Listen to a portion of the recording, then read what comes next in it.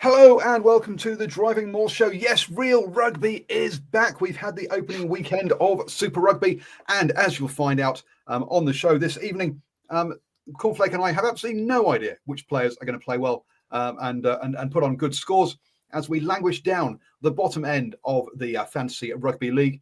But good evening, Cornflake. How are you doing this evening? Doing well. Good to be here again. Finally we can say the world has seen what the pinnacle of club rugby is, right? None of this boring, Northern Hemisphere stuff. Who wants defence? No, defence be damned. It's all about scoring tries and having fun. And that's what you're seeing. Hey, you know what the real highlight for the weekend for me was? That no team won by 12 or more, or the 13 plus. The TAB 12, 1 to 12, 13 plus. Yep. Everyone was under the 13, 1 to 12. So good. Whilst it was close. Yeah, quality of some of the rugby maybe wasn't up there, but hey, it was thrilling. Absolutely, the thrills were there, the thrills and the spills. And don't forget, you can join us at 8 p.m. every Monday here on Facebook and YouTube, as well as catching the podcast over on your favorite podcatcher, be that iHeartRadio or Spotify or Apple iTunes, whatever they're called nowadays. That kind of place. But obviously, if you want to see the actual table as we talk about the fantasy rugby, you're going to have to obviously be on the old videos. But I'll try and describe it for those on the old audios. But before we get anywhere near all that kind of stuff, we have got a news section to go. Actually, before the news section, it's the return of the New Zealand Rugby independent and unofficial book by Jamie Wall, and pulling out quotes from yesteryear. So this one is from Andy Bull, who was writing in the Guardian. The gas owner says there is a steady trickle of tourists who come to see the Carter's house. Dan's parents once came home and found a Japanese family having a picnic on their lawn underneath the goalposts. So yes, that's. I think we should be buying the Carter household for national prestige, and the Rugby Post should be a listed building, in my opinion, and we should perhaps even build a theme park around it, around those where people can go and have. You can actually practice kicking as Dan did back in the day. So yes, that's my push. If I become Prime Minister. We'll be putting money. We'll be buying the Carter's household, buying where Richard McCaw did his first tackle. Those sort of places need to be kept and put into prosperity. I'm assuming the tackle bag that Richard McCaw did hit for the first time as Russ has kind of collapsed by now, but the goalposts are still there for Dan Carter. We need to get it to the Historic Buildings Trust. Make sure no one can touch it. Then you've got to make sure, exactly, keep it preserved and make it into an attraction and make all those things special. That's what you got my vote. Now remember, look, Dan Carter's made enough money, so actually, Mr. Dan Carter's dad, Mr. Carter, whatever his name is, it's not Daddy Carter. Not named here anyway. Daddy Dan, you leave the property to the people of New Zealand in your will. Okay, Dan doesn't need it. Dan's got plenty of cash. Leave it to the people of New Zealand in your will, and get it down on that historic building list. Absolutely. What is going on at the Crusaders? Because we'll get into their game later. But they've got a good hospital, haven't they? So before the game, they were missing Cody Taylor, George Bell, Finlay Bruce, Braden Ennor, Jamie Hanna, Kershaw Sykes Martin, Fletcher Anderson, Rivers Rehana, Seb Calder, Quinton Strange, Dom Gardner, Ali Tuivailala, and Johnny McNichol. And then in the first sort of 5 minutes or so of the game, what do? They go and lose Noah Hotham as well, who's now out for a while. So apparently the Crusaders say that they have faith in their strength and conditioning program, even though that was one of the things that was highlighted as being a big problem when they did the end of season review last year. It doesn't seem to have improved. So strength and conditioning. If you're an expert in that, please head down to Christchurch, because we'd like some players to actually stay upright. because they're definitely getting through way too many players down there. Talking of players actually who have had bad seasons, Kini Naholo. There's a guy who's on his third Super Rugby team now. He joined the Chiefs, had one game there before he broke down with injury. Then he had a season off because he was fully injured. Then he joined the Crusaders, had one game before he broke down injured. So in 3 seasons, he managed 2 games. And suddenly, he's now become the sort of one of the top point scorers in the fantasy division. And it won't be many more weeks before we actually hear Kini Naholo for the All Blacks talk going on. I wouldn't expect. I would think. But 22 games he's managed for the Hurricanes in 2 years. But boy, oh boy, it's credit to him for. Well, I don't know. Credit to him or stupidity, or just dog-headedness for surviving 3 years of injury at least before actually of getting there. I remember going down to Taranaki when I was working in New Plymouth for just under a year, and seeing him at a pre-season game for Taranaki and leaving in a moon boot in the because Taranaki had got the they had the Ranfurly Shield, so they had they had one of the it wasn't I can't remember which team it was. It wasn't the Swamp Foxes, but it was the winner of the Meads Cup or something for the pre-season Ranfurly Shield Challenge. He was already limping off. You're thinking, oh, geez, there's a guy who has got a stack load of potential. And look, it's great to see him actually living it now. But to have got through all of that time beforehand, really not. Well done to him. Karma, as someone said. Karma for the Sailors winning 7 titles in 7 years in a row. Also, do you know how many of the 36 All Blacks who went on tour last year are actually in the starting 15s this weekend? 7. That would be my guess. Most of them were on the bench. Yep. 16. 12. 16 was 16 was bad. 20 of them weren't even starting. Now, admittedly, Sam Kane and TJ Perenara are over in Japan, that's not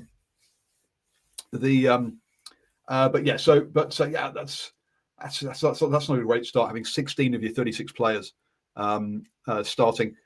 Let's hope the others are just sort of getting their conditioning right, having missed the preseason, and we see more of them during the year. But I've just been playing around there with little sort of news items, but the real news item of the week: Warren Gatland leaving Wales after 14 losses on the bounce. Mm-hmm. Did he have to go, or was he the wrong man for the job? What are your opinions on Gatland's second term as Wales coach? Did he have to go? No. Did he want to go? Yes. Did they want him to go? I don't think so. Really? I don't. Yeah. Look, they could have got rid of him after the last Six Nations, right? He offered his resignation and they declined it. So it was kind of like, I don't really want to be here, but if you got no one better, I'll stick around. And that was like, there's no one better, so stay here. Now it's kind of the fact of like, this ain't working. We need to look for something other plan. So I think all parties have kind of come to the conclusion that although it is was a bit of a stopgap measure and it's not working, it's not doing them any benefit. So time to move on. So I think he'll be happy, not with how his Wales tenure has gone, but I think he'll just be happy to move on, get away from Wales. Obviously, that first term that he was there was phenomenal. He had a great time. Second, not so much. But it's time to move on and go to a little bit more of the normal life, the good life for old Gats. Yeah, look, I mean, he is the best. He is the greatest Welsh coach of all time. Let's not forget that. Yes, this period hasn't been good since the Rugby World Cup. Look, he got them through the stages. He came in a real firefighting effort and got them into the knockouts on that one. But unfortunately, yeah, things just ain't only picking one recognised fly half for this this thing. Smacks a bit of how Eddie Jones went with Australia last in that Rugby World Cup year as well, where he picked Quade Cooper for every single warm-up game and then didn't pick him for the World Cup. And you're like, what? You've just wasted 7 games worth of experience for a guy, and they're not done it. So so some weird selections this time round. Last time round they all seem to come off. This time round they haven't. And yeah, I think it was time for him, unfortunately for him to go. But it does leave a bit of sour taste. But we do need to remember how great he was. Yes, his daughter's had a pop at some of the ex-players that he basically made Welsh greats, or was part of making them Welsh greats, who have been sticking the knife into him. There on that one. But yeah. Simon Hughes says, coaches should never go back to teams they've previously coached. There are very few and far between ones that work. I mean, Wayne Bennett at the Rabbitohs, I think it is, in Rugby League, or whoever it was on that one. Cross on there. And Christopher Bay says, I feel for his daughter. Look, the people we should feel for are the actual families of these coaches, because they don't get the training, they don't get the support, and they have to deal with all this crap off the field they have no control over on this one. So yeah, but anyway, yeah. Can you think any coaches have gone back and done well? Yeah, Jamie Joseph this year. He's had one game and he's lost it. I'm being positive and future enforcing how well the Highlanders are going to go this season. There we go. You can go back to a team. No, not often it does go well, does it? You think of Australia's had a few. They've gone back to, a lot of Super Rugby teams. Look when Gatland come back to the Chiefs. Like, look how disastrous that went as well, with the coach and then the director of rugby. And I mean, that one was really good until COVID. I think the Chiefs were leading Super Rugby, right? Doesn't count. Then post-COVID, at COVID, he started looking at the lines and how the hell was the lines going to work under COVID, and the dressing room were like, "Hello, we're over here. Please coach us. Why are you prissing around with?" And he lost the dressing room because he was spending too much time on that side of things. So I think if he just had the Chiefs, it could have worked. But having the Chiefs and the Lions and that sabbatical, yeah, that was a bad decision on that one. There, to be honest, and maybe part of the problem is that he's been too involved with work with helping the administrators with what's Wales' long-term plan, and maybe he's been distracted from his main role as head coach. I don't know about whether that's the case, but it's listening to the Attacking Scrum podcast, that's the kind of feel I get, that maybe he was being asked to do about 2 or 3 jobs rather than just stick to one on that one. Should be noted, Gatland is probably more successful than Hansen and Henry by a large margin. Not by a large margin, no. They won World Cups. Yes, he won. Yes, he did very well there. And let's be honest, the resources he had weren't as good. But yeah. Is the level's different though, right? So an All Black coach success is to win a World Cup. Can you measure a Welsh coach in success on that? So I don't believe you can. You look at any other sport here in New Zealand, to reach a World Cup is a pinnacle. Don't worry about what happens when you get there. Like the football team, for example, you make a World Cup, you've smoked everything. You're doing really well. I think for Wales to not win a World Cup, but to have the success they had, which is typically a lot better than they've had previously, I think. I don't know if I'd call it a raging success better than the other All Black coaches, but still, I think certainly he should be up there in success rates. So I just think that the goalposts are in a different place. So Rugby Games pulled me up. Yes, okay. Yeah, the Sharks were top of the league with 6 wins and 1/7. The Chiefs were actually down in 5th. But look, they had 4 wins and 2 losses. They were going well at that point. Is what I meant actually. Yeah, they weren't top right. Thank you for that corrections corner there by Rugby Gamer. Actually, we should go back to a question that was asked higher up. Is Gatland Bryn Gatland's dad, the guy who played for the Chiefs? Yes, He is.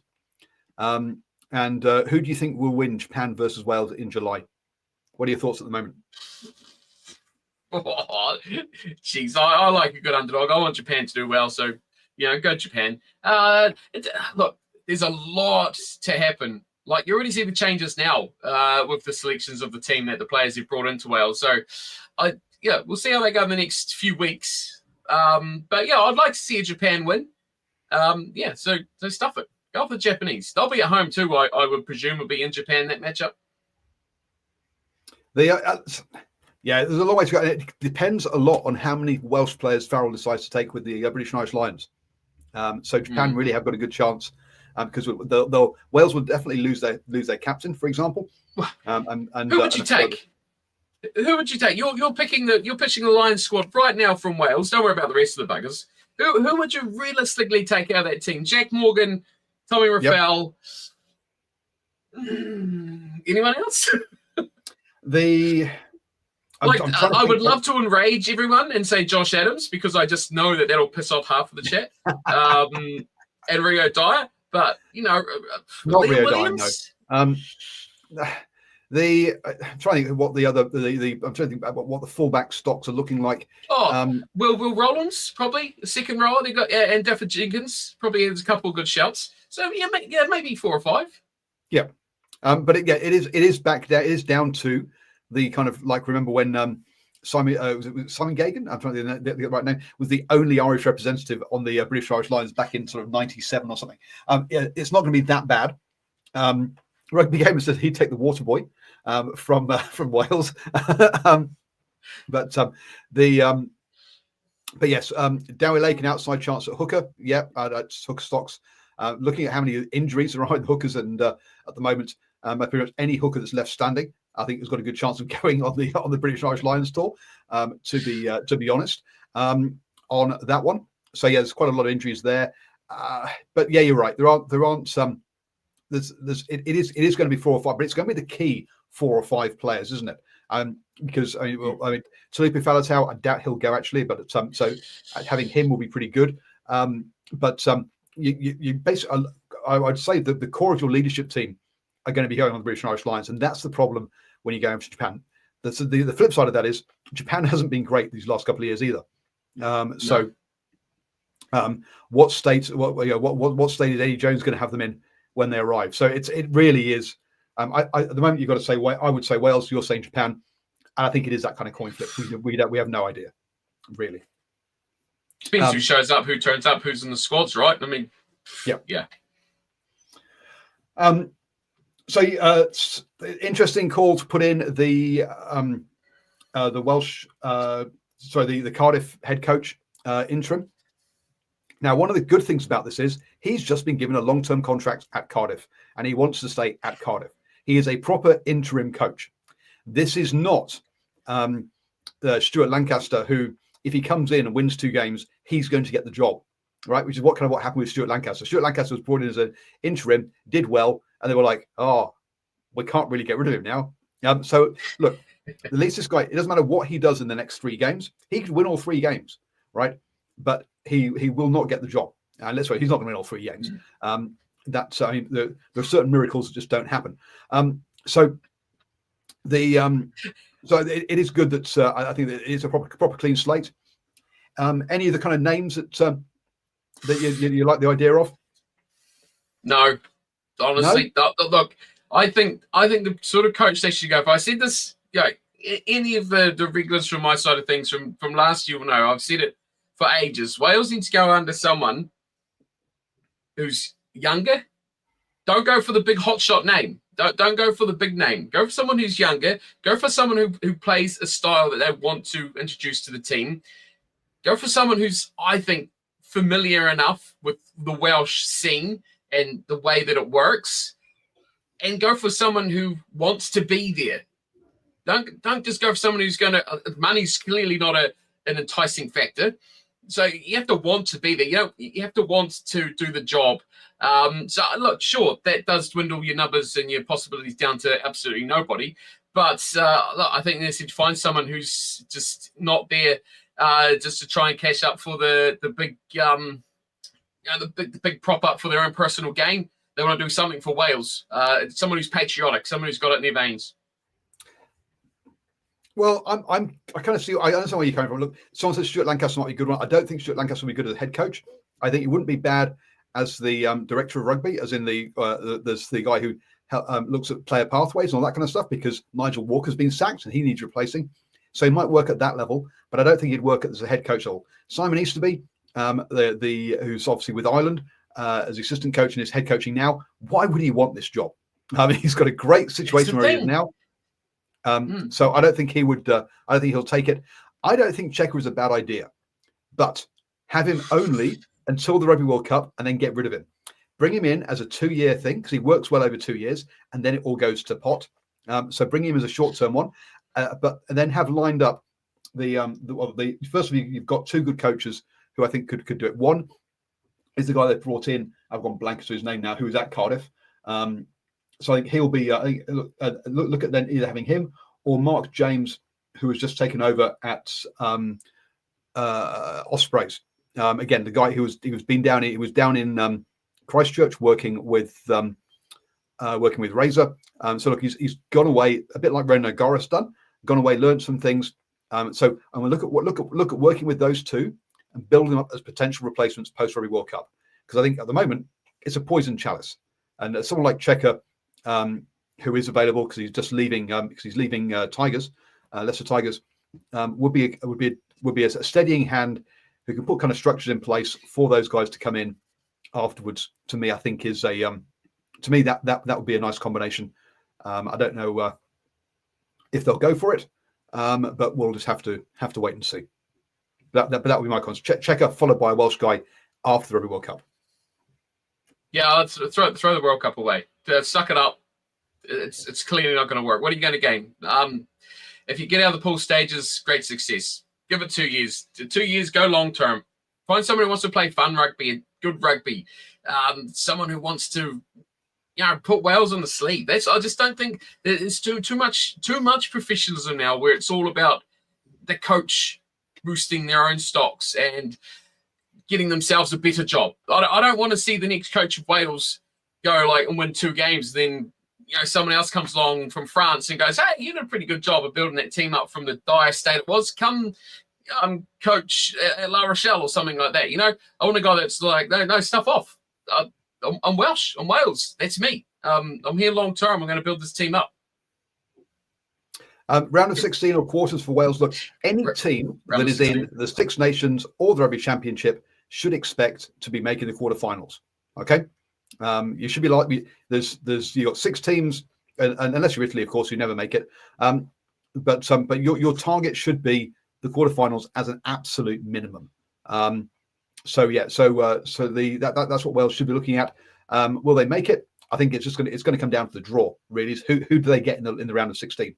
If they meet or not, because as I said, there are 10 teams in the Rugby Championship and the Six Nations.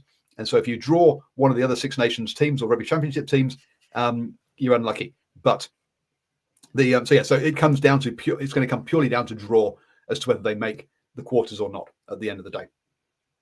And then you got teams that are going to throw games to finish second to avoid, the avoidance thing of where the other team, you know what I mean? Those games are going to start. It's like, well, who do I get? Do I get Georgia or do I get Ireland? Well, no, I'm going to throw that game or try win that game. The tactics. I think it's going to be even more pronounced than it has been in the past, right? Oh, totally. Yeah, definitely more pronounced. But it's more likely, do I want Scotland or Georgia, right? Because Ireland are going to finish top of their group. But do you want Scotland or Georgia, or do you want Italy or Namibia, kind of thing? That's your kind of. Hey, Scotland and Georgia that's a pretty good matchup. I don't know who I'd actually want out those 2 teams. I definitely want Georgia. You'd always want Georgia over Scotland. Scotland are definitely stronger side than Georgia. Jesus, I think they're just as much as a banana skin. If you've got a pack, you want to be playing. Actually, you've got a pack. You might want to play Scotland. You want Scotland? Yeah, true. I was going to say, if you don't have a pack, you want to avoid the crap out of Georgia because they're going to demolish you in that regard. So Crispin, he hopes that Wales has got Romania, Namibia, Hong Kong, and Canada. I don't think that's going to happen, friend. Oh, dearie me. And so you got any other news bits before we jump into the games? Look, you know what? The politics are out the window because the real rugby started. Look, I'll throw out a little bit of something that's a little bit strange. The new rugby game released last week. Even Caleb Clark, who I really don't like, but I'm starting to like him a little bit because even he's calling out as a big pile of crap. So Caleb Clark, I'm not your greatest fan, but you've gone above Ethan Roots for me. So well done. Yeah, I mean, call a piece of shit, and he's done exactly that. Well done. Hey dear. It's rubbish. Don't waste your money, team. Actually, there's one more off pitch thing. Who knew that the Ineos sponsorship of the All Blacks could go south? Really, a guy who is supposedly very British and yet moved out of the UK as soon as Brexit happened to avoid tax. All the things he's backed, like the British America's Cup, where they're having arguments over actually funding on that one. The Team Sky, which is the British cycling team. You've got Man United. So look, all of his sports sponsorships, I think pretty much, or a lot of them are basically UK based, and then also the All Blacks. Okay, why do you want to sponsor the All Blacks? Are you selling plastic stuff in under Ineos brand in New Zealand? I've never seen any, so God knows why you want to do it. Fair enough, he decided, you know what, I can't be asked sponsoring them anymore, and so I'm just going to cut the 6-year deal after 3 years. And New Zealand Rugby's gone, what? Hang on, we need the money, help! And so they've lawyered up. And let's be honest, lawyering up against billionaires, not a good idea at the end of the day. So this is going to be fun to watch. So who knows what's going to happen but yeah, what a surprise that the Ineos one has come back to bite them. Look, to be fair to them, he actually never done this before, but now he's done it twice in like 2 years. Clearly his look at this, a sugar daddy who suddenly isn't interested in his toys anymore. What a surprise. Look, this, it never smacked of being a good sponsorship in the first place, really. And so there we go. Jim had a rethink about the All Blacks, also something about the Euro carbon restrictions, blah blah. Yeah, who knows? Blah. But yes, but it's money that the All Blacks can't afford, or money that New Zealand Rugby, can't afford to lose. Now, how long before Altrad also thinks, I'm not selling many 4x2s or much building materials in New Zealand. Do I really want to be sponsoring the All Blacks? So yeah, both the names on the All Blacks jerseys to me just don't make sense on this one. So what is Silver Lake doing? Good question. Because they hired a CEO and they fired him after 1 year, after 12 months, because the New Zealand Rugby people didn't like him. So yeah, God knows what's going to happen. So yes, do you think the All Blacks should only have New Zealand sponsors? That's not realistic. The money isn't there in this country. They need international brands to sponsor them. Sure, but I don't understand. I just couldn't see. With AIA, with AIG, you can see why they're sponsoring. They are a consumer brand. I can get it. With Altrad, why is he sponsoring them? I've never seen an Altrad department store, even in France. They don't exist. So who is he sponsoring? Why is he sponsoring the All Blacks? Why does he want his name to be up there? I just don't get it. AIG, much as I didn't think, it made sense, as opposed to a guy who, let's be honest, got locked up for 48 hours. Was it 24 hours or 48 hours because of corruption around French rugby and basically trying to get people not to get bans as long as they should do. So to me, yeah, the Altrad one doesn't make sense. The Ineos one didn't make sense. AIG, I can actually see some sense behind it. But those two, what are they trying to sell? Why are they sponsoring it? Because it's a global brand, right? All Blacks brand is a global brand. I can understand that perspective of it, because sure, your brand means nothing here at all. Most of the, I don't know what any of them mean on, you got to Google what a company name is to find out what they actually do or sell or make. But, how many All Black jerseys are floating around in America, in Europe, in the UK, and they've got your company name on it? I get it. I get the appeal of a global brand like that, to just have your company name on the shirt that sells. I'd hate to think how many. But yeah, I do believe that, like you say, AIG, you know what that is without looking it up.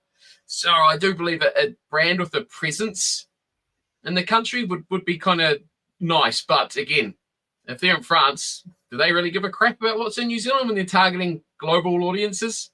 Nah. Yeah, but I say Ultrad isn't even a brand in France, as far as I'm aware. He's kind of like a behind the scenes company that makes.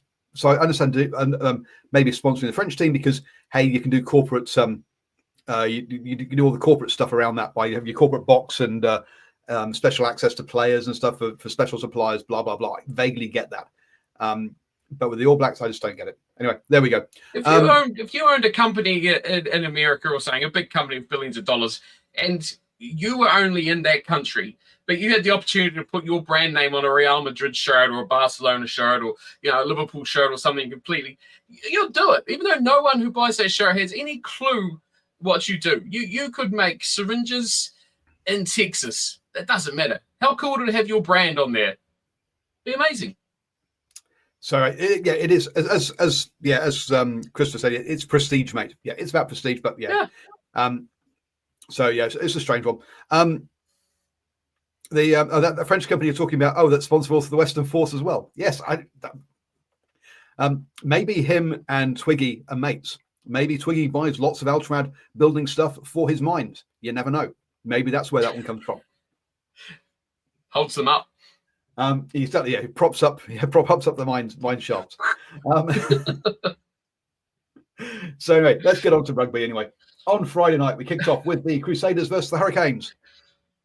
The Crusaders coming into this off their worst ever season. Well, the worst ever season I can remember anyway. Maybe the very first season Super Rugby was worse. I don't know. Didn't make the playoffs.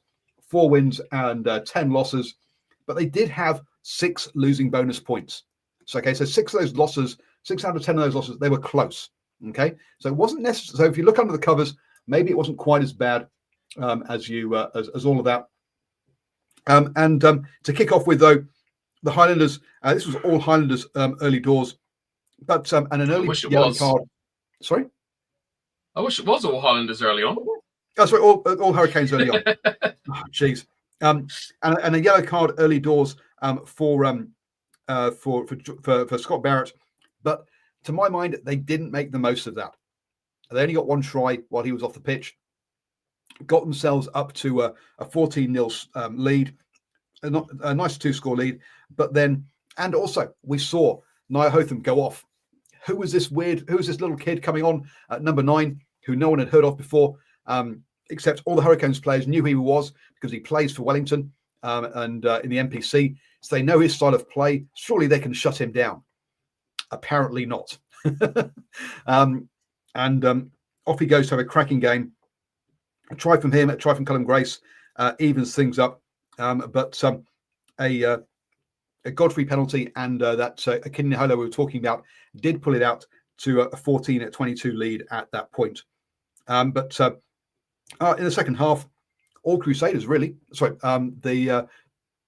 with 3 tries in that time to just 1 penalty by Harkin from a long distance one at that because Godfrey was the fill-in at 10. And the Crusaders start this season with a try bonus point win, and not just a win. So cracking start for the Crusaders. Yeah, well, I mean the TME was right, weren't they? Who would have known? Who would have knew? They know what they're talking about. Absolute garbage. The thing that I found really interesting about this game is the wind. Why do we even bother about the wind? Because having the wind seemed to be a disadvantage. The team with the wind played rubbish. So the first half, the Crusaders had on their side, and obviously went into the break behind. Second half, Canes had on their side, got blown off the park, to use a terrible pun for the wind. But yeah, really fun sort of game. But look, I recap this. Keeping the ball scores you points. You all know the basics of rugby? Keep the ball, score some points. That's exactly how this game went. It was just kind of basic rugby. Get the ball, keep the ball, don't make stupid errors. And the defence just wasn't up to the mark, especially in that second half from the Hurricanes. They were lackluster. I thought they were a bit lazy. I thought they were a bit complacent. They didn't really – they looked like they were just going to eventually keep their lead and eventually take over and eventually just push the game onto their side. But, yeah, credit to the Crusaders on this one. They really did fight back really well. And, look, I've got a number of players you can pick on that were amazing, but Mr. Super Rugby, I'm calling him now, Sevu Reece. Why can't he do that in a black jersey? You know when we complain about all these people that play really good for the All Blacks but have crap Super Rugby seasons? I think Sevu Reece is the opposite. He's unmarkable. He's just phenomenal when he puts on a Crusaders shirt. And he had another cracking game. But look, there's a lot of players that had really, really good games here, especially for the Crusaders in this match. Yeah, look, 41 missed tackles by the Hurricanes compared to 25 by the Crusaders. The bit of kick accuracy, a few missed kicks at goal, but I don't think that really decided this one. The again, lineouts lost. Nocturnal Rights points out, a couple of lineouts lost by only two actually by the Hurricanes to one by the Crusaders. It wasn't that bad really from that point of view. But again, these things are quite often timely. But also scrum time. The only 75% of their scrums won by the Hurricanes. So that is not great. So set piece not quite functioning, missing a lot of tackles, and that unfortunately is the end of it for the Hurricanes on that point of from that point of view. But from a fantasy point of view, though, Kenny and Holo looking very good, and we'll get on to fantasy, our fantasy teams later. So cracking start for the Crusaders. Sorry, I was wrong. It wasn't the try bonus point. I'm thinking of the 4 try bonus points, but it's not 4 tries. It's 3 more tries in the opposition. More. So no try bonus point for the Crusaders, and no losing bonus point for the Hurricanes. So a good one by the Crusaders there to also not only get the win but also stop the Hurricanes from getting that losing bonus point. And the Hurricanes win for that shot at goal to get themselves within the 7 too, with about 5 or 6, 7 minutes left in the game, which did fall astray. But I'm going to pick out my stars of the match, because I think picking out players who have been performing exceptionally well, whether it may not be on fantasy or not point wise. But I did like a lot of good players in this game. I've already mentioned Sevu Reece, I thought was really, really good. But this young kid Harkin, I thought, had a really nice match as well, playing a fullback, Callum Harkin, for the Hurricanes. Bit of kicking. He wasn't spectacular, but I thought he did some good little bits of work around the field for a new sort of player. Karifi, I'm not a lover of Duplessis Karifi, but he does a stack load of work for that Hurricanes team. I think the big difference I noticed from first half to second half was the speed, especially of defense from the Crusaders. They were up and they were in the face of the Hurricanes in that second half in a big way. And it really did put them off their game quite dramatically in the second 40 minutes. I think Jacob Devery, man who's had a couple of seasons of really, really big injuries, to have a good performance like that, playing a good hour and a bit, was really good for him. So hopefully he can continue that on, because we need a bit of depth. He's had big injuries in his big career so far, but only, I think, 26 years of age. So we could see a lot more for him in the future. And here's a name for you, Paul. I don't know if you got this one, but Vinay Gonofo, the winger for the Crusaders, completely hashed that one up because I haven't even practiced it. But really, really good. Not for the Crusaders, sorry, for the Hurricanes on the right wing. So a really, really exciting looking player as well. So, yeah. Who else are going to shout out? Moananu, the hooker for the Crusaders, another one. Phenomenal, really, really good match. And he's going to get plenty of rugby over the next couple of weeks with the injuries that they've got. I'm going to give 2 shouts. Cole Preston, of course, we talked about him, hat-trick on debut. Great tries, great everything. But how about James O'Connor? Rolling back the clock, didn't he look good? that little cameo, he ran the ball, he put little kicks in, he passed well. I mean, it's a different shade of red, but that's probably one of the best performances I've seen from James O'Connor in the last few years, especially in Super Rugby. I think bringing him off the bench to close out games with having that experience is the right move for them, and let the younger guys have that time in the saddle at the beginning, but not in the pressure minutes. I think is the best way, is a good way around of doing it. So I think that was a good choice from Rob Penny on that one. So cracking start, I say, for the Crusaders. Next up, we're going to cross the ditch for the Waratahs versus the Highland. Oh, sorry, go on. Are the knives put away yet? Are the knives all pulled out of Rob Penny's back?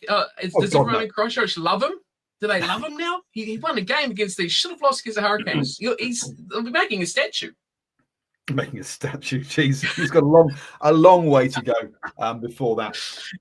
Let's so across the bench, the ditch to Sydney, where the Waratahs very early on set their stall out as to how they were going to play. They were going to put the ball up, and Joseph Sahili was going to try and run and catch it, which worked initially, and then it didn't, and led to a turnover and a very quick try by the Highlanders. And this allowed the Highlanders to pull out a bit of a lead out to 3-12 in there until Mitch Dunshay got himself a yellow card. And during that time, the Waratahs pulled back a try. But our try-scoring hero in the first few minutes then picked himself up a yellow card on half-time. And that allowed the Waratahs to sneak over a penalty to take a 1-point lead at half-time in a game where they hadn't really created much in that first half. Come the second half, and look, I think the Waratahs actually had a bit more of a balanced attacking style at that point, and decided that, you know what, kicking everything up in the air for one guy to chase is perhaps not how we should be playing this game. Yes, it should be part of your game plan, but it shouldn't be your entire game plan, which it was in the first 20 odd minutes. And then the second half was just crazy, with the lead changing about 5 or 6 times. And it took a try after the hooter, or basically on the hooter, the conversion after the hooter, basically, to win this one for the Waratahs by a single point. Again, you can argue that perhaps defence was optional. The Highlanders missing 33 tackles to 20 by the Waratahs in this one. But Con, let us know your thoughts. Probably more in that second half, I guess, than the first half, because the first half, as I say, was you can understand it. The second half got a bit crazy. There's only one person playing in that first half. I don't know about you, but all the commentators only see one person's name. He made a tackle. It was Sueli. He ran the ball. It was Sueli. He just ran sideways. He got near a ruck. He was mentioned. There was a bit of a break in play. They played a little clip of him. I mean, God, how far can they really cheese this with him? I can understand they paid a lot of money for him, but man, you're almost like, I know the Australian commentary is not great, but boy, that was certainly a low point in that match. It doesn't matter what else is happening on the field. It was all just about him. But I thought the Highlanders, to be on their side of things, I thought they really negated that well. I think the Waratahs came out and they're like, we're just going to pepper this. And if you deal with it, then we've got a plan B. If you don't deal with it, the game's going to be over after half an hour. But they dealt with it really, really well. They didn't win every contest in the air, but they stopped him winning every contest in the air. And I think that was the main thing, just disrupting him, putting him off balance, just competing at every single high ball really did make a big difference. And he kind of disappeared in the second half. But it was good to see the Highlanders especially with the kicking. Yeah, he wasn't as prominent in chasing every ball. But the Highlanders, good to see them actually have attacking ability outside on the wings. They had players who could actually run fast and break the line. Oh man, it's been so long since we've seen that from the Highlanders. So look, that was really, really pleasing. A cracking game, great second half. But I think credit to the Waratahs, they just never let that one get away. And they played, I think, the better 80-minute game. But I think the Highlanders just kind of I think they just lost their marbles a little bit at the end. Made a couple of poor decisions. Gave away a couple of silly penalties that allowed the Waratahs to get into good field position. And look, when they got into that position, their pack is full of really, really good players. I think Dave Porecki had a really, really good match for the Waratahs again. I think all their forwards were pretty strong throughout. But, one man, which I don't like saying it too much, but Eddie Jones, maybe he was right with Jorgensen. He's not a bad little player, is he? We all looked at this in the World Cup and go, who's this guy? Why is he picking him for a World Cup? He's like 15. He's a good little player. And look, this experience in getting on this team, this very good Waratahs team, is going to be good. I thought for the Highlanders, I know you're going to disagree because you paid him out in the chat while we're watching the game, but I reckon the use of the nines for the Highlanders was quite effective, starting with Hasty and then bringing Fakatava on very early in the second half. Gave two very different dynamics of play. And I think Fakatava's energy when he come on lifted the tempo for them a little bit. But I think Tawa Tawanawa is an absolute, not only a great player, but I think we really saw his leadership in that game. He was carrying that team, and he was showing and directing and, being a real backline leader in that side, which is really, really good to see. A lot of promise for him. So I've got high hopes for the season. This is a good start. Yes, sure, it's a loss. Bonus point in the books, though. But yeah, on the road, a bonus point loss. I'm not too upset from a Highlanders perspective. But you know what? I was just reading before this, though. It should have gone on the news. Our friend Suali has come out in the media. I don't know if you saw it today, saying that his Super Rugby debut was more intense than the November internationals he played for the Wallabies. Ouch. Now, if you want to kick a whole bunch of Northern Hemisphere people in the nuts, you say comments like that, because that's got to hurt. I think it was also okay. To part of it, there was as we've sort of said in the chat there that Dr. Roger, the Highlanders knew that the Sali plan was coming, look, yes. So hence there was game tape, and people knew what to do, and Jamie Joseph did his work right. Whereas to be fair to especially to England anyway, there was no game tape. They had no idea as to what the hell was coming, and suddenly it was like, oh my god, we're not ready for this. Look, when people have got game tape on you, it's harder to play. Absolutely. But what I liked about him in the second half was we saw him running with the ball in hand as well, and he's not just a chase and jump and catch. There's a lot more to his game than that, which was great to see. I think the hype's real on this kid. It's going to be really interesting. I don't know if you watched during the game when he was running in the second half, like you say, did you see the Highlanders' defence? They never overcommitted on him, and they always manned the guy on either side. Like it was very deliberate because their offload game, we saw in those internationals, he's got a very good take contact offload game just because of his height and get the ball up and over. But they really defended that and just closed off those channels. You want to throw the offload, I've got a guy on him straight away. Bang. I just think overall, the game plan on him was what everyone will be wanting to do for the rest of the season. Not only that the plan was in place, but they actually executed it, which is so typically the Highlanders. You know what they're trying to do, but they don't execute it that well.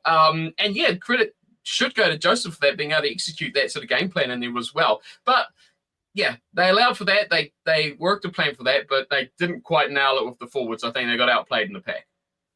Now, in terms of an way again, another one where, look, as far as anyone is concerned, he is a hard running winger, right? And that's what his game is. Suddenly we see him at 12, kicking the ball, getting turnovers, taking the ball up. Absolutely, still the hard running piece. But boy, oh boy, anybody who thinks he is just I hate to say it, but in inverted commas, you're atypical hard running Fijian winger. Hell no. Look, he's got a kicking game. He's clearly worked in his kicking game in the off season. He's clearly worked in his turnover game. Here is a guy who's got a big rugby head on him. He really is as you say, led the team and really has worked on the technical side of his game. It's just scary as to what is to come from him. Loved him in this game. Would have loved to see him run a bit more. But that's not what you get at 12, right? That's at 12 you don't have all that space. I would love to see him out wide in the space, but I could see how useful and really he was. If you're going to have him as captain as well, bring him into 12, closer to where all the action is, where he can lead.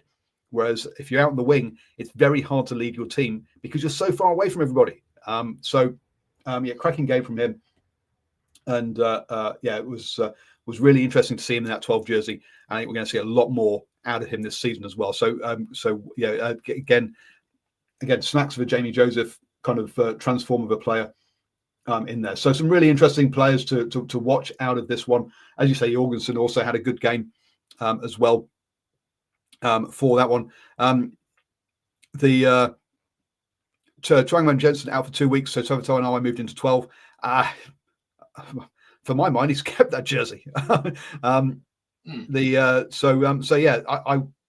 the way he gets over the ball, the leadership he shows, I would leave him at 12. I wouldn't put him back out in the wing, especially as we've seen with those boys out there in Mason and Tangatuo. Those guys are more than adequate out there. You've got Gilbert at fullback. You've also got Ratamuti Neatkins to come back as well in there.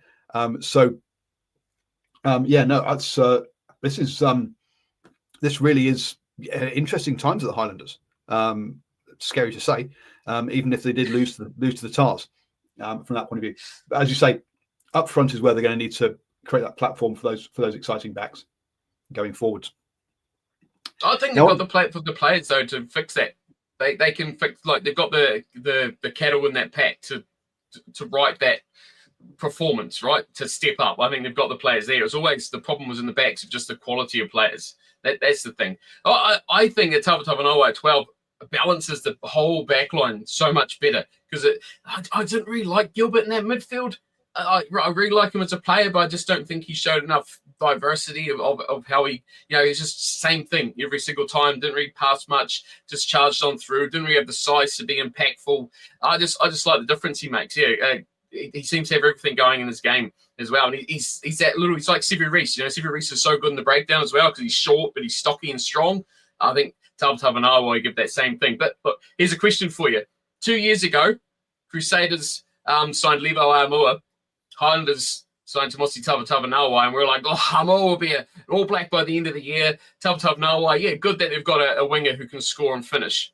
Now, I reckon we've done a full 360. I reckon, to me, Tavatavanoa is the sort of guy who is pushing at a higher level. And Aamua, I think, is struggling to fit in at this sort of, not at Super Rugby level. I think he's struggling to find his place at the Crusaders, which is affecting his performance and his ceiling as where he's going so far. And he's a much older player as well, from memory. I'd need to look up the ages, but I think he's like 3 or 4 years older than Tavatavanoa. So yeah, Tavatavanoa's really got some, as you say, the potential ceiling is scary. I mean, he's the kind of he could be the Martinonu kind of. He's got the size for it. He's got the if anything, Martinonu with a better rugby brain. For my mind, he doesn't tend to punch players in the first round of Super Rugby and get himself banned for 3 or 4 weeks. So to me, that's and if you're talking about sort of legendary All Black 12s, he to me he could be playing in that class. I would not move him back out to the wing. 3 years difference. Okay. Yep. 27 and 30. Oh wow, Tavatavanoa is much older than I thought. I thought he was like 25 or so. Not 27. Okay. Levi Moore at 30. I'm sorry, but as a back, his chance is gone as far as being an All Black, I think. Unless he does something phenomenal this season. Yep. And obviously the difficult thing for Tavatavanoa, if he's going to be at 12, is that Geordie's also in 12. So that is from that one. Someone's threatening to unsubscribe in the chat. Go ahead, unsubscribe. I'm not going to say something just because you want me to. From that one. Moving on then to the Fijian Undrua versus the ACT Brumbies. Sorry.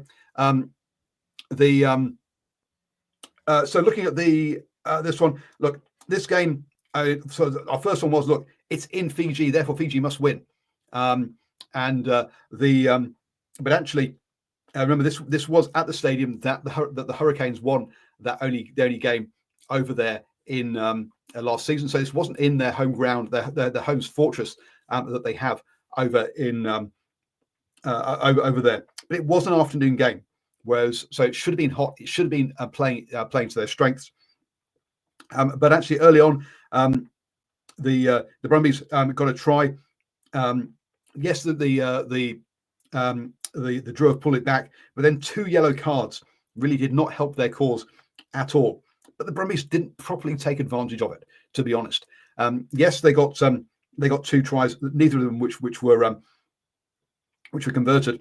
But during that second yellow card, the Drew managed to kick over a couple of penalties as well, which meant they actually led 20-17 at half time, despite having 2 yellow cards in that in that first half.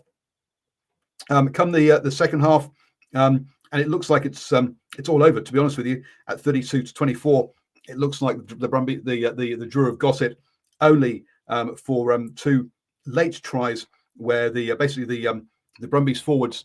I think it was actually probably the second half was the Brumbies forwards taking over and just saying, you know what, we're doing line out mauls, we're doing line out mauls, we're doing line out mauls on that one, and that got them over the line. 11 penalties for the Drua to 9, so 7 from the Brumbies. They weren't really blown off the park, but that's a few more penalties than you want to give away, really.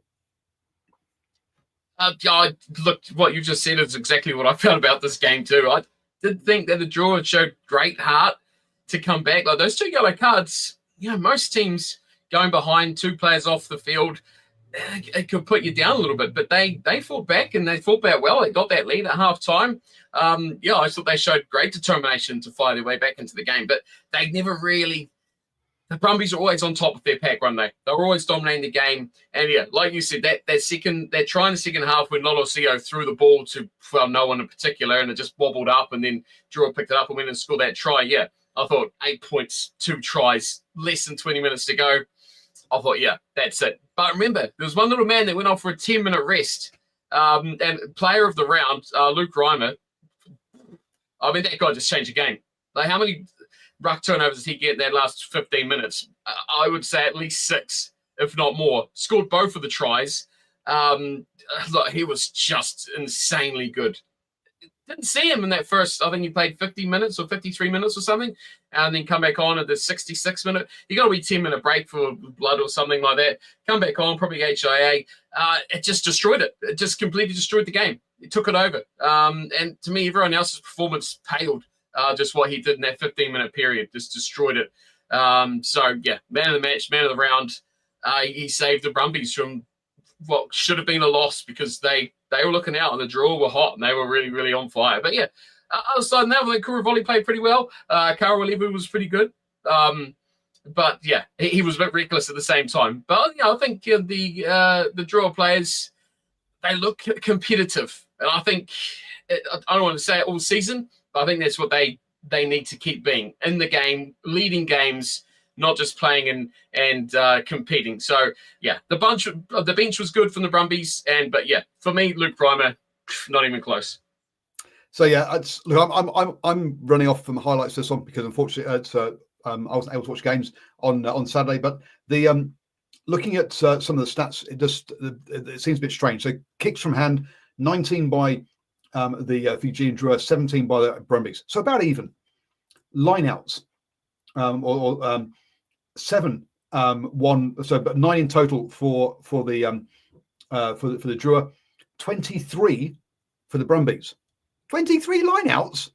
So clearly the Brumbies were kicking to get the ball in play, which is something you go, what if we're going to play what do we want to do with the Fijian Drua? We want to take them from set play to set play to set play. Kick the ball out. Don't kick the ball and keep it in play when they can run it back at us. Which is exactly what the Brumbies did by the looks of things, which seems counterintuitive. Whereas the Drua, who you like, keep the ball in play, keep it broken play, they were kicking the ball out, and you're like, hang on a second, this doesn't seem to be. So yeah, at you kind of watched it, I didn't, but to me, it seems like perhaps the game plans weren't quite right for both teams there, or well, it worked out for the Brumbies, but maybe the Drua didn't quite get the game plan right in giving the Brumbies too many lineouts. It didn't really seem like that watching it. I think that the Drew's lineout seemed to operate pretty well. They were competitive. they upset the Brumbies the volume of set pieces they gave to the Brumbies seemed a bit high. That was all. But you're not giving the Brumbies set piece ball 15 out from your own or 10 out from your own line when you're clearing from your 22. And do you really want to kick? The Brumbies have some dangerous sort of players at the back as well. So I can see what it did. It didn't really affect them too much, but they were running the ball back quite a bit, the Brumbies, but they weren't. I don't think they were as effective as they could have been in that game. I honestly think the Brumbies' key backline players, like to me, Lolosea had an average game, missed some kicks, wayward passes. He wasn't in control of the match, which should be a bit of a concern. I think they missed the experience of some players, like your Tom Wrights and guys like that. And you look through that back line, you got new players there in Corey Toole. Your only experienced guy in that back line outside of the 9 and 10 of Lonergan and Lolosea would be Andy Muirhead. The rest of them, Austin Anderson, Hudson Crichton, Ollie Sapsford. Haven't seen Sapsford's been there for a few seasons, but it's not a typical Brumbies do everything. They're normally full of Conrad Smith sort of players, like Tom Wrights. They're never spectacularly amazing, but they just do their roles pretty well. So I think they missed that, but like I said, I think their pack saved them, especially in that last 20 minutes. Yeah. Look, the Brumbies will be very happy with that, getting a win over in Fiji. A lot of, as we saw last year, not many teams are expecting to do that, I don't think. But Simon here says the away teams will actually will slowly figure out how to play in Fiji, and we'll see. Yeah, maybe we'll see that this play out this season. But hopefully, the Fijian Drua will also slowly learn how to play on the road as well, from that point of view. Now, the Rugby Gamer thinks that player of the round wasn't who you were suggesting, but was actually somebody else, and he was in this next game, which was the Blues versus the Chiefs, which is a repeat of the final from last year, up in the empty Eden Park.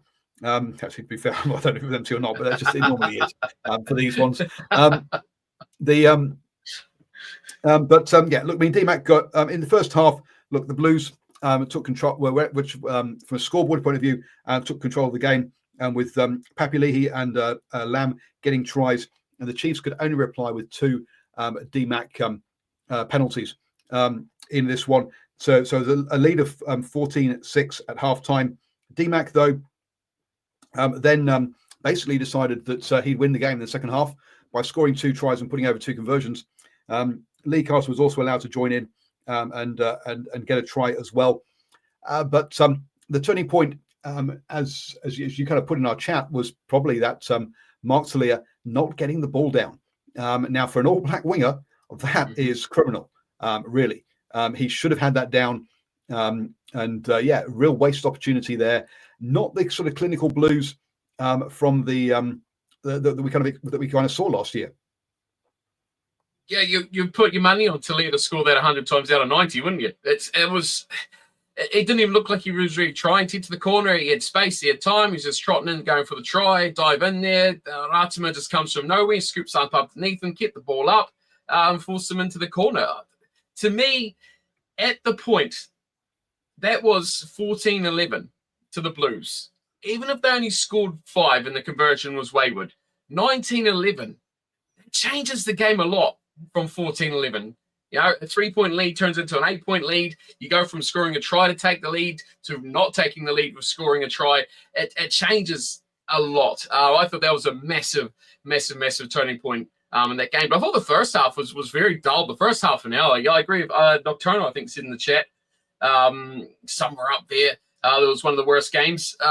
First half an hour, only 3 points in it. Took 27 minutes for the first try, and it was 3-0 for the most of that part. So, yeah, slow to get started, but the second half did make up for it a fair bit in that. But, yeah, so me, Cortez Ratima, a great performance from him. I thought he was really impactful. Him and Quintapaya. He was my bolter in my fantasy, Quintapaya. And I tell you what, he had I don't think fantasy gave him enough credit for how well he played. He really did tuck up and do a lot of hard work for that Chiefs team. Unrewarded and unrecognised, I think. I'm sure his teammates will be telling him otherwise. But, yeah, really, really strong performance from Tapia in that game. And, look, I was quick looking at the Chiefs only people to kick penalties. Well, yes, 16 penalties conceded by the Blues, 6 by the Chiefs. Discipline, I think we can probably say one was a key part of this game. On this one. So yeah, it's the also that yellow card as well for the Blues. And when that yellow card was off, it was actually only 1 try in there. So again, the Chiefs didn't take full advantage then, but that got them back, that put them back into the lead at that point, and they didn't look back at that point from then onwards. So Blues, discipline and execution seem to be the 2 issues that they'll be talking about in their reviews. I think for the Chiefs, look, they'll be happy to get the win. Was it a perfect performance? I don't think so. Look, I mean, 4 missed lineouts lost, and not really getting that penetration in the first half. So that's where the work probably needed. More work in that first half. Yes, they kept the discipline, but they didn't actually get they didn't. They couldn't actually get much going in that first half, which will upset Clayton McMillan at a guess. And worryingly, I guess, is that it took half time to fix it. Your on-field leaders should be fixing it. You shouldn't be waiting for your coaches at half time to tell you, how do we fix this, guys? We need some help with this. With this. So I think that might be my one concern for the Chiefs going forward. Final game of the round. The Chiefs bench played pretty well. I think that was quite impactful too. When they come on, I think they lifted the game for the Chiefs a lot. So I think that's something that they'll want to use, because they had a lot of All Blacks, and especially Tupavai come off the bench, I think had a good impact for the Chiefs as well. So yeah, look, isn't it weird how the replay of last year's final, the game everyone was looking forward to in round 1, had the biggest margin. There you go. And a second final thought on this one, John Arfar was back. Did you see John Arfar at halftime? Oh, he's about 6 million years old, and he's absolutely hopeless at punditry. But how good to see John Arfar back. Then we headed over to for the Force versus Moana Pacifica. Now this one, I'm not sure how to sum this one up. The interesting selection to have Garden Basher at 10 and William Havili at 15. So you've got 2 ball players there, which is because William Havili played internationally at 10 for Tonga. So look, so you've got 2 ball players there. It gives you lots of options for Moana Pacifica by doing that. Am I the only one also that thinks that Garden Basher perhaps is a few pounds overweight? Perhaps not at his fittest. Perhaps should have put a bit more effort into pre-season. But anyway, no comment. Look, the Monsters came out well and got themselves a 17-point lead, including a drop goal. But the Donaldson, one of your someone who you used to think should be playing for the Wallabies, he was a part as the Force came back, and it required a penalty on half time by William Havili for a small lead of 24-27 for Moana Pacifica at half time. Come the second half, and the Force take back the lead. Then the Moana Pacifica really do make hay when there's a yellow card, getting 2 tries and get themselves up 31-44. They've got a 2-score lead with 5 minutes to go. It's game over. This is it. They're home and dry. But we've heard this already, haven't we, tonight on this one, that a game is won. And Dylan Peach comes off the back of a scrum and blasts his way over. And then Ben Donaldson decides that to break from his own half, gives a dummy, makes a break from his own half, and takes all the way to put it down underneath the posts to win the game with 3 minutes over extra time. So something I can't remember what the number of plays it was, but it was some crazy number of plays that 26 the Force went through. 26 plays, and look, by that time, players are out on their feet, they're knackered, and there's going to be a gap somewhere in that defence. to be fair to Moana Pacifica, to have gone through 26 phases without giving up a penalty, they were fighting to the end, but a gap opened up and off he went. And boy, oh boy, 45-44, the highest score. Yeah, more than point a minute. This, if you like your points, this was great. If you like your defence, less so, with 54 missed tackles in this one, 34 by the Force and 20 by Moana Pacifica. But hey, you don't watch the Force and Moana Pacifica for defence and for organisation, do you? I wonder. I was watching the replays of that last try that Ben Donaldson scored, and it's just like, why was no one covering it? Why was there no fullback? Why was everyone up in the defensive line? There was no one there. Once he was gone, no one had enough energy to chase him. And let's be fair, he was only high as a kite because he had about 600 Panadol when he stepped on Jackson Garden-Bishop's foot and rolled his ankle and was hobbling around for the next 20 minutes after that. So it's quite remarkable because everyone was like, the commentary was all like, oh, they've got to take him off. He can hardly move. He can hardly walk.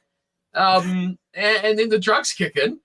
And geez, he goes and runs 70 meters and scores a game-winning try and kicks the kick as well. So there you go. There's a shout-out for Panadol. Allegedly, the drugs kick in. No, he said it in the thing. He took about 4 Panadol. Oh, right. And his post-match thing, he took 4 because he rolled his ankle and he was hobbling around. And then he's like, oh, the physio came out and gave him 4 Panadol. And it's like, yep, the pharmacies will be all over that like a rash. You can't take that many at once. And then he was good. You saw him scampering away. Just crazy. Great finish. But yeah, Moana, they should have won that. Look, this is the same as a draw. They had that lead. You think, yep, they're done. This will be it. Even at the end, they're like, surely the Force aren't going to go all this way. They can hardly get out of the 22, let alone their own half. So to finish it off like that was, grandstand sort of finish. But Moana lived off a bit of scraps, didn't they? They got a lot of lucky bounces leading to their tries, and they took their chances and they took their opportunities, which was good to see. But what's really disappointing about this is how I forgot about Taumui Falau. Oh, man, he should be the first name in anyone's fantasy team. That kid really is incredible. But good to see them scoring points, right? Defense optional. We're not here to see tackles and silly rucks all the time. No, we want to see tries. We want to see entertainment. And we've seen plenty of it. Points, for everyone, for days. And their points differential was, that could come back to help those points for later on for Moana. Really, really could. But it's good to see how Artie and stuff changed the team. Point from the chat there about the Force scrum disintegrating.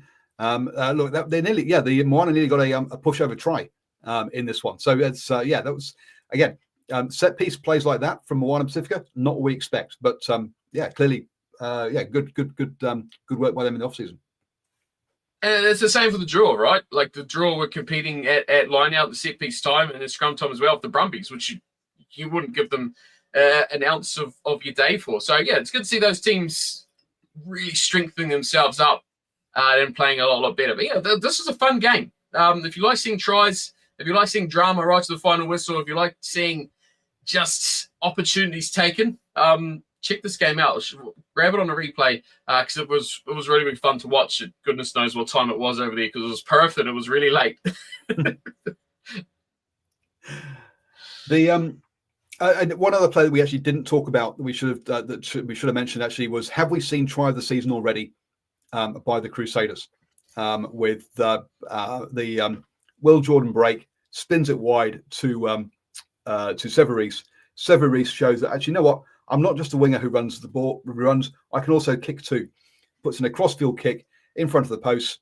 In comes up the I've gone blank to his name. The scrum half Preston picks it up, puts it down on the posts. That was a beautiful try, and I think perhaps that we may have already seen the try of the season in that one. That was a cracking try by the Crusaders. So with no teams picking up a try bonus point, and that means that the Chiefs, Crusaders, Brumbies, Force, and Waratahs, 3 Australian teams picking up wins in the opening round. And you know what? They didn't even play themselves this round either, did they? So to pick up 3 wins like that when they're not playing themselves is cracking for the good start for Australia, as the reviewer says. Moana Pacifica, Highlanders, and Drua all have a losing bonus point, whereas the Reds haven't played yet. And the Hurricanes and the Blues with the two sides that missed out on losing bonus points. So you could say a bad week for New Zealand rugby from that point of view in Super Rugby. If you think that two New Zealand sides at the bottom of the table to start off after round one. I don't expect them to stay there, folks. It will change. But yes, I think it might be time for us to get on to fantasy, though. I mean, fantasy rugby, not other fantasies, folks. So don't worry, you are safe. And moving on to fantasy rugby, then. I'll post putting the link to our league in the live chat there for you folks if you want to join. Let's start scrolling down, shall we? We've got Nate there at the top. Let's have a quick look at his team. Some Cam Roygaard, Mackenzie, Will Jordan, Naholo, Toto Manawai, Quintapar we've mentioned. Interestingly enough, the hooker for the Fijian and Drua. Look, generally, but we had this chat on our live chat before. It's like Stephen Harris, who is his birthday today, which is why he hasn't joined us. Happy birthday, Stephen, by the way. We said, which scrum half? Which hooker should I use? And I went, look, the Drua don't score many line out mauls, do they? Tries, and he's and yeah, here we go.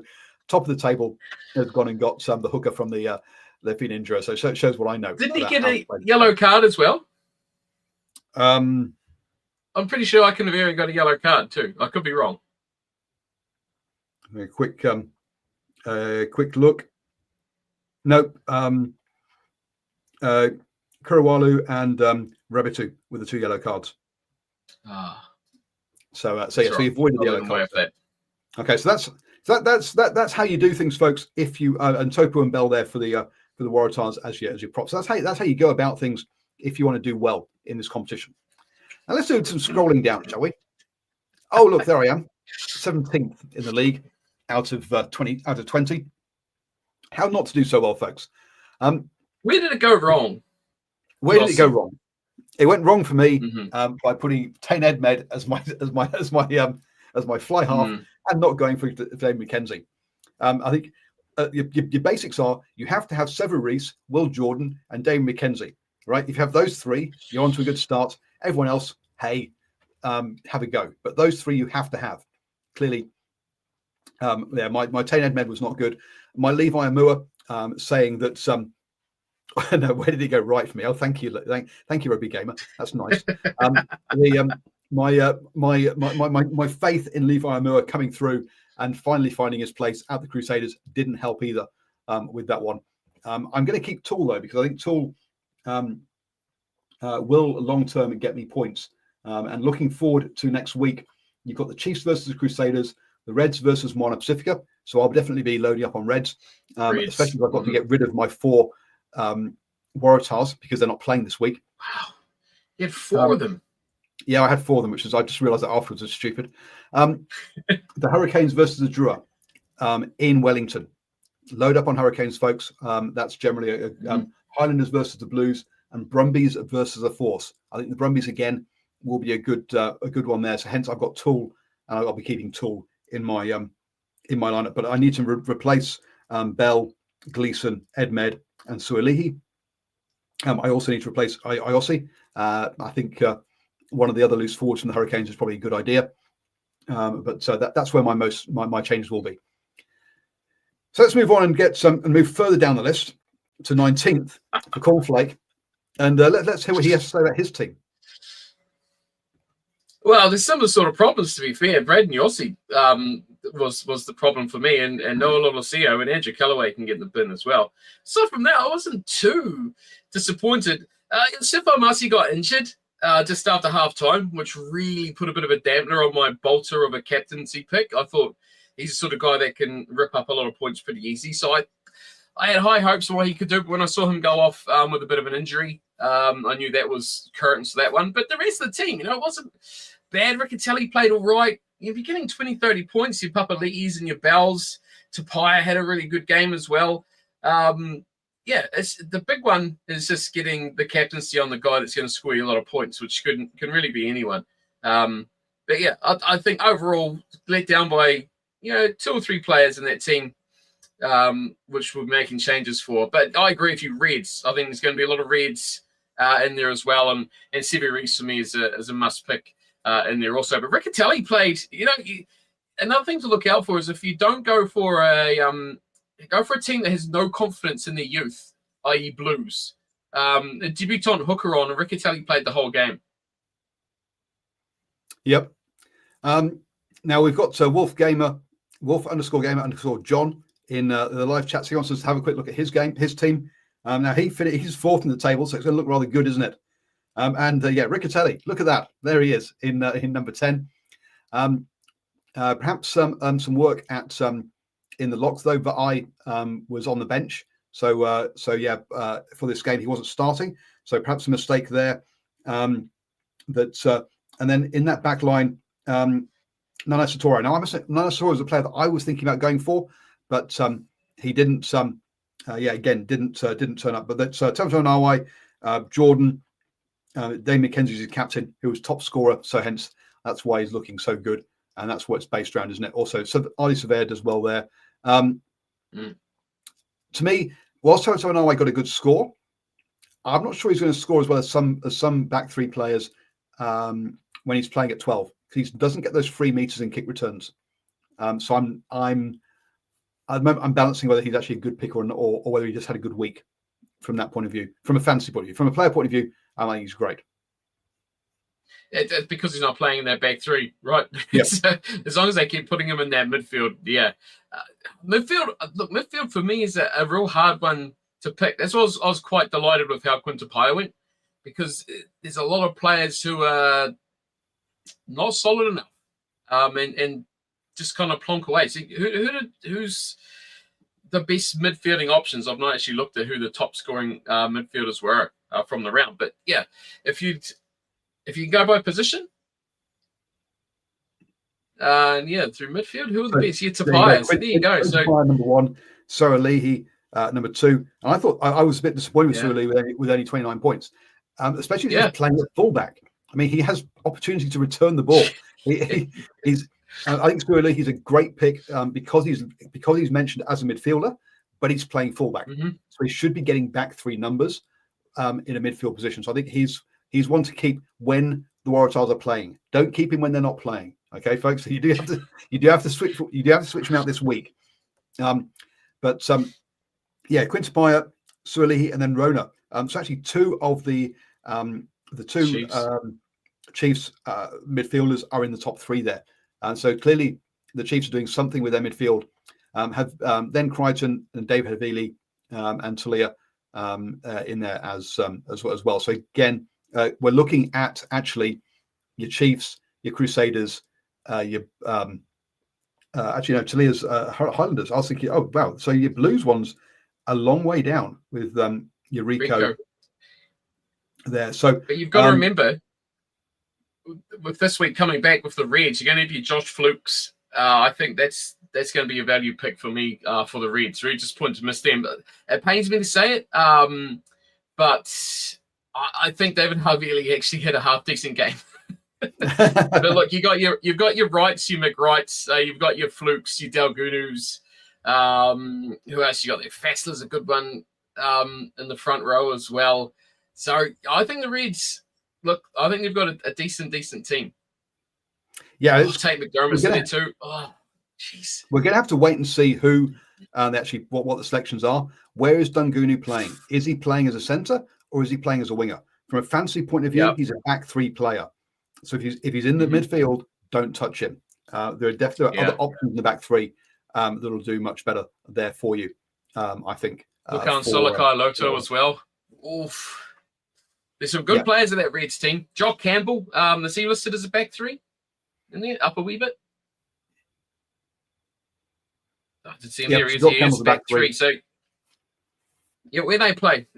Reds will get points. I'm looking forward to having them this week. But be careful of where they're selected for some of these players, and where their actually numbers are as other options you can have in that place. Wait till the teams are announced. So wait for the teams to be announced on that one. As I say, I've got a bunch of changes to make because I've got 4 players who aren't playing this week at the very least, and a couple of others who I think, I don't think they're long term in there. So there'll be a lot of changes for my team before you see them next week. Moving on then, looking at next week from a games point of view. First up then, we have got the Chiefs versus the Crusaders on Friday night. Looking at the old TAB, they're reckoning this is a Chiefs win all of the way. $1.52 compared to $2.45 for the Crusaders. And to be honest with you, look, the finalists coming off the back of that win against the Blues. I've got to say, I've got to agree with the TAB there. That's for the Chiefs on that one, and they'll be going into the multi.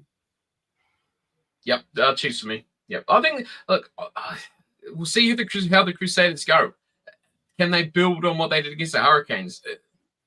Look, they won that game. They should have lost. I think that's a good performance by the Crusaders, and I think they've still got more in them. And of course, players come back too. So, yeah. As a warning, folks, I got 3 out of 5 wrong on the multi last week. So please, if you are considering having a play on the TAB or any other gambling thing, please do so only with money that you can afford. Don't gamble responsibly. Next up, the Reds versus Moana Pacifica. Obviously, we've not seen the Reds yet, and we have seen that Moana Pacifica can score points, but they can also leak points as well. I'm the Reds at $1.18. Look, they're not the shortest odds this weekend, and Moana Pacifica at $4.50 are not the worst odds.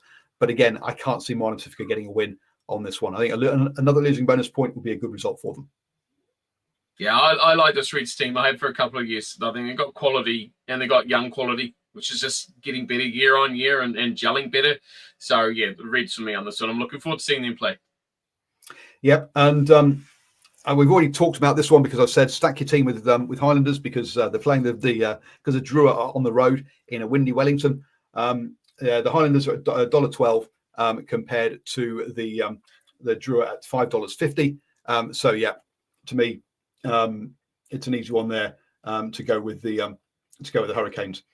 The Drua still have to prove it on the road. We'll have to see how they turn up. I think the Hurricanes have to prove that they're contenders.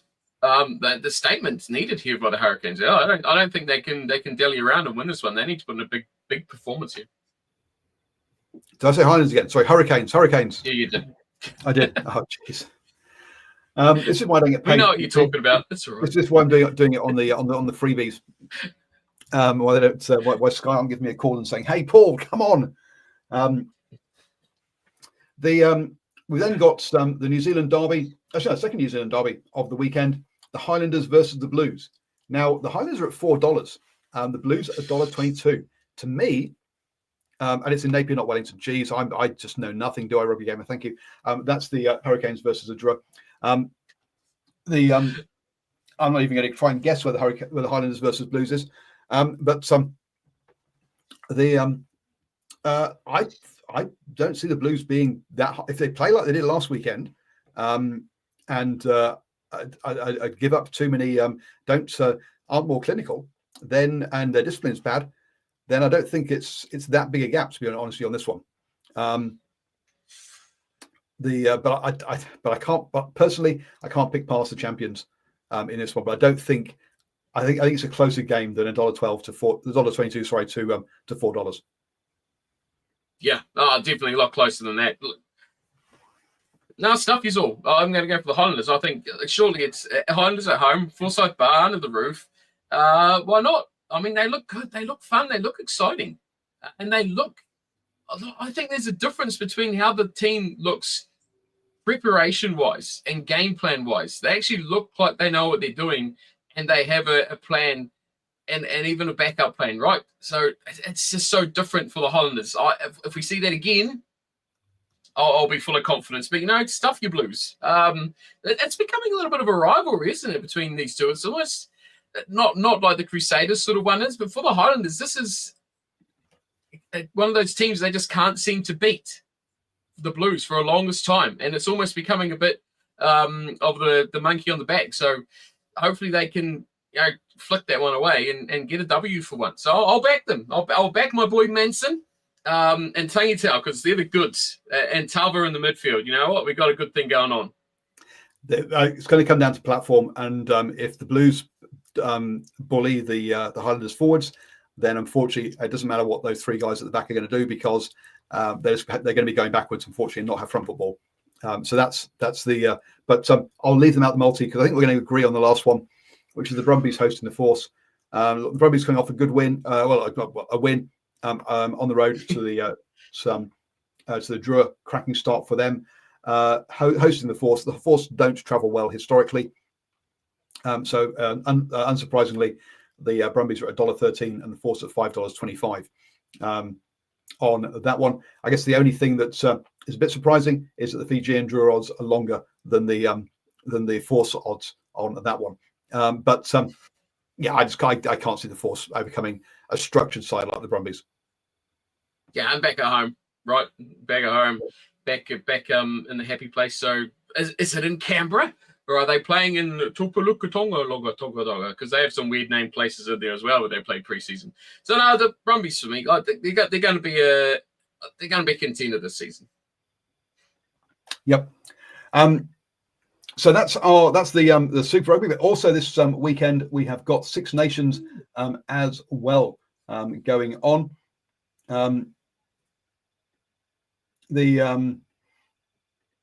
So on the Six Nations, we have got 3 games.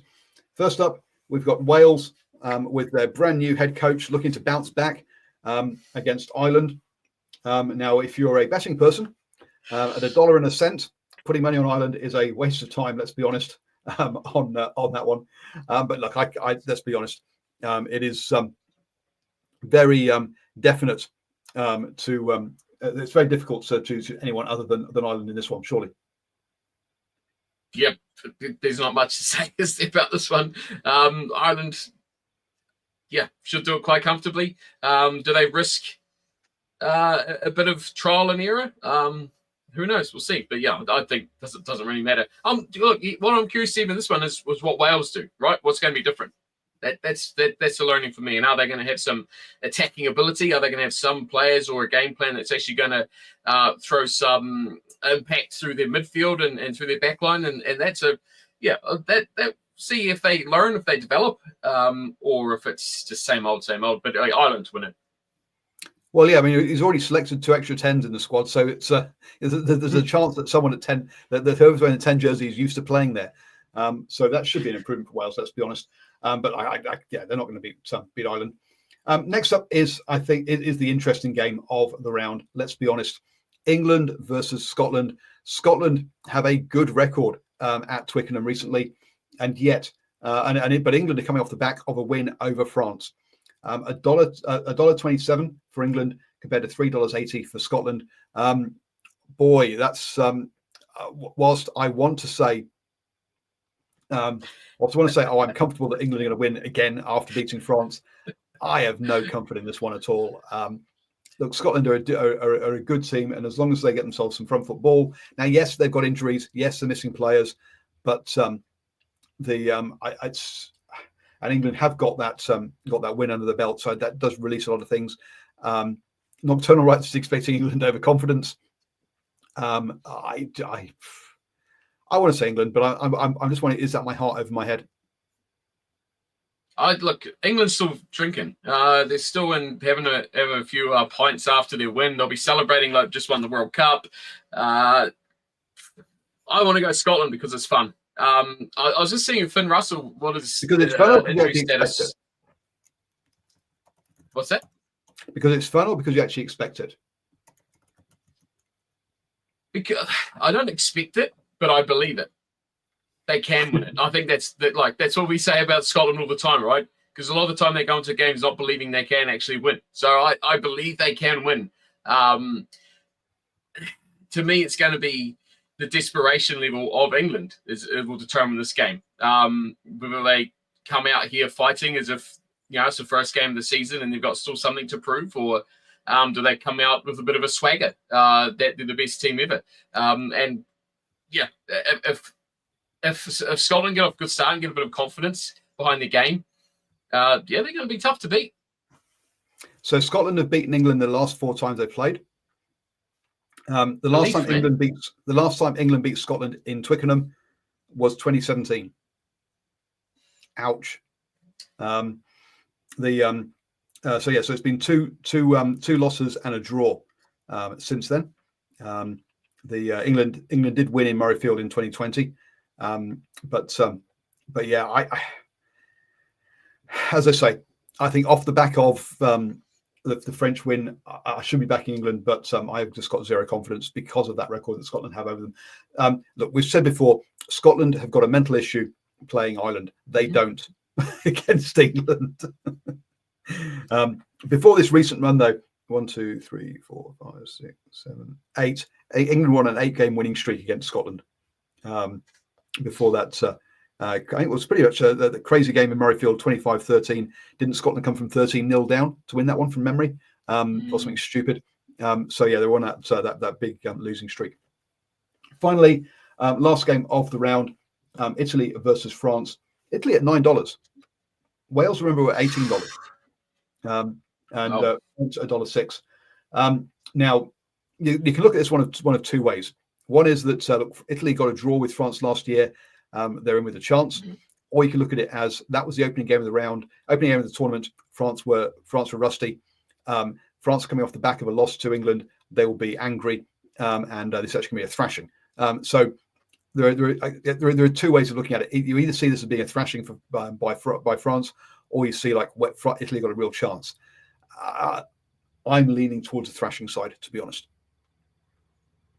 Yeah. I don't know if Italy have a chance, but I'm hoping they can make a game of it. But yeah, I do believe we're more on the side of point to prove France, clinical France, going out and making a big party and then tripping up. Well, they've already tripped up, haven't they? So it's all up to Ireland to trip up now. It's these really to lose. But yeah, France comfortable. We'll say comfortable. So two games that we think are pretty obvious, and one that basically is we haven't got a clue. I think is perhaps the fair for the Six Nations, but I will definitely be up to watch that one. I don't know, Cornflake, you think you'll be up at 5 o'clock or 5:45 on Sunday morning? Hoping to, and hoping to do a live stream or not? Hoping to. So, what's the what's the name of your Twitch channel? Because that's where it will be. Same thing. So look, Cornflake. Just find Cornflake on Twitch, and you might see me there as well, doing a live watch along for England versus Scotland this weekend. We avoid Facebook and YouTube because of basically copyright strikes, even though we're not actually showing any of the game. It's just too much hassle to fight them and sort them out. Everyone stay safe.